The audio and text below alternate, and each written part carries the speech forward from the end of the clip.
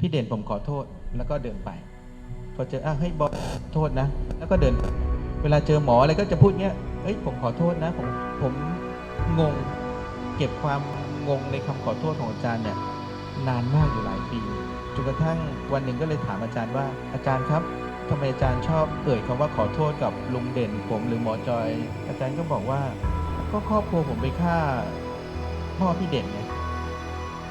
ครอบครัวผมเนี่ยไปทำกับคน3 จังหวัดมาเยอะนะถ้าไม่ทำตอนนี้ก็คงไม่เกิดเรื่องแบบนี้ถ้าไม่ฆ่าพ่อพี่เด่นเหตุการณ์ที่นี่คงไม่เป็นอย่างนี้หรอก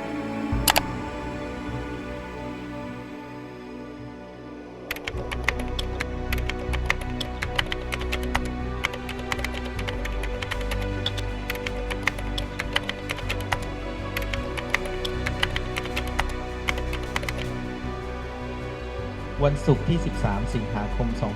2497 ก็มีการเรียกให้ฮัจญิสุหลงไปพบมันเป็นการเรียกโดยโทรเลขที่ส่งต่อกันมาโดยไม่มีหมายเรียกไม่มีหนังสือไม่มีเอกสารใดๆทั้งสิ้นซึ่งก็เป็นความเชื่อใจของฮัจญิสุหลงเองว่าคงไม่มีอะไร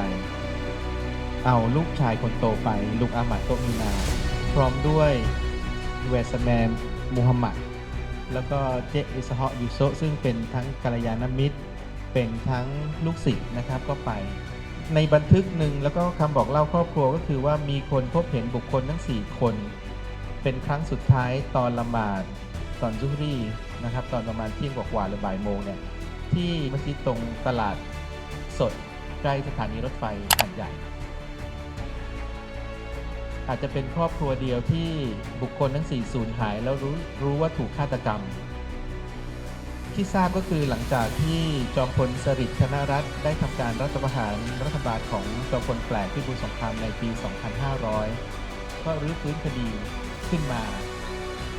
ก็คือตั้งคณะกรรมการตรวจสอบการหายตัวไปของทั้ง4 ท่านแล้วปรากฏว่าตามบันทึกคณะกรรมการนั้นก็ทราบว่าใครเป็นคนสั่งแล้วก็ผู้ที่ลงมือฆ่าก็สารภาพจอมพลสฤษดิ์ก็เลยสั่งให้งมศพหรืออุปกรณ์หรือแท่งซีเมนต์ที่ฮัจญิสุหลงถูกฆาตกรรมบุคคลทั้ง4ถูกฆาตกรรมโดยการรัดคอผ่าท้องแล้วก็เอาซีเมนต์ใส่แล้วก็ใส่กระสอบถ่วงน้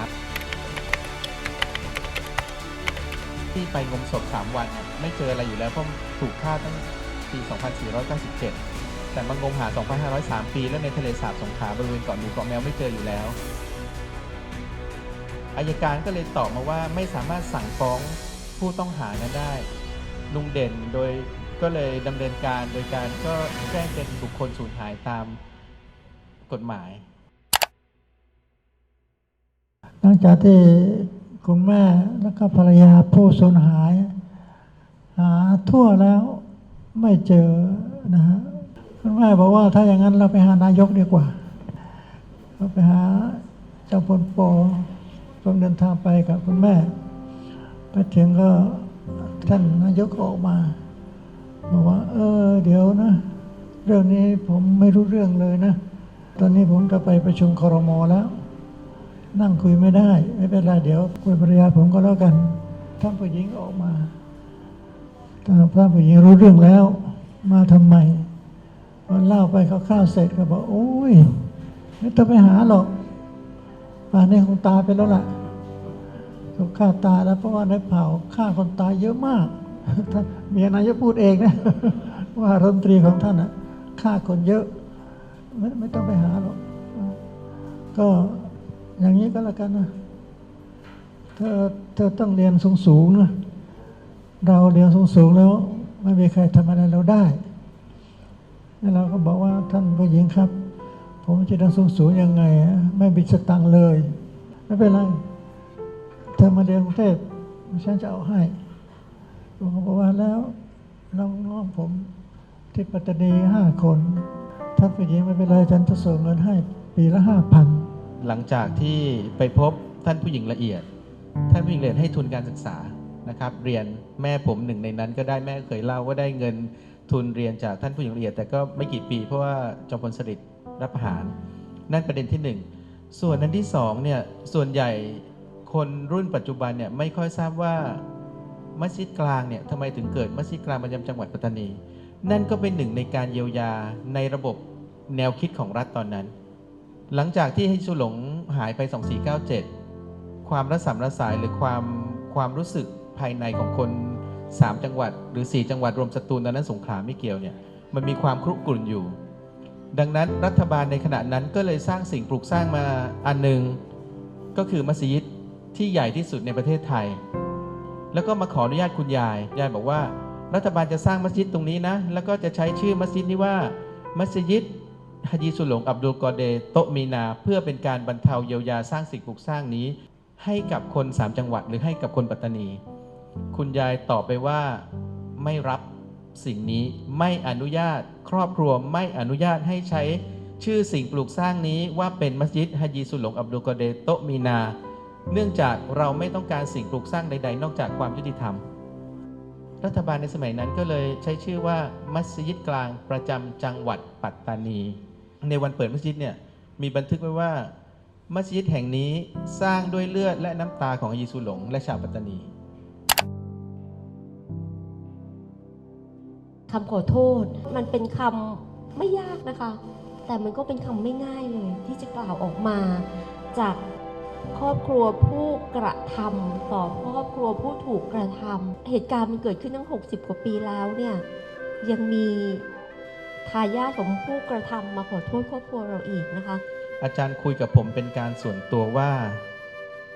ผมไปดีไหมบอยผมกังวลว่าคนอื่นที่นอกจากพี่เด่นหมอจอยบอยหรือคนในครอบครัวเนี่ยอีก2 ครอบครัวเขาจะไม่รับคำขอโทษของผมแต่พออาจารย์มาถึงงานอาจารย์เจอครอบครัวผู้สูญหายต่างๆเนี่ยพออาจารย์พูดไปมันเหมือนอาจารย์เองก็ปลดเปลื้องในเหมือนกันคงจะคิดนานแล้วแหละว่าอยากจะพูดแต่ไม่มีโอกาสที่จะพูดพอเขาได้พูดเขาสบายใจมันเป็นพลังอย่างหนึ่งอะค่ะถ้าเราพูดถึงกระบวนการสันติภาพเนาะเราพูดถึงการให้อภัยซึ่งกันและกันอันนี้มันเข้าถึงจิตใจของเราเลยค่ะว่าทำไมแค่คำเดียวเนี่ยมันรู้สึกว่ามันได้ปลดเปลื้องในสิ่งที่ค้างคาอยู่ในใจของครอบครัวโตะมีนาค่ะ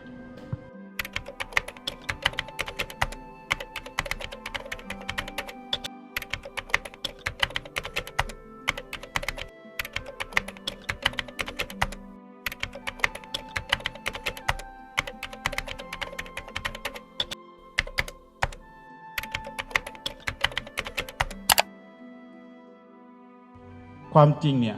การเยียวยาที่มีความสำคัญมากก็คือการยอมรับความจริงแล้วก็การที่ฝ่ายที่เสียหายได้รู้ความจริงผมเชื่อว่าทุกเคสในคดีที่เกิดใน3 จังหวัดเนี่ยคนที่เป็นผู้เสียหายเขาไม่ได้เชื่อมั่นในกระบวนการยุติธรรมว่าจะเอาตัวผู้กระทำความผิดมาลงโทษได้ซึ่งคนจะมองเยียวยาพูดถึงเยียวยาพูดถึงเงินเนี่ยที่จริงแล้วมันไม่ใช่เรื่องเงินอย่างเดียว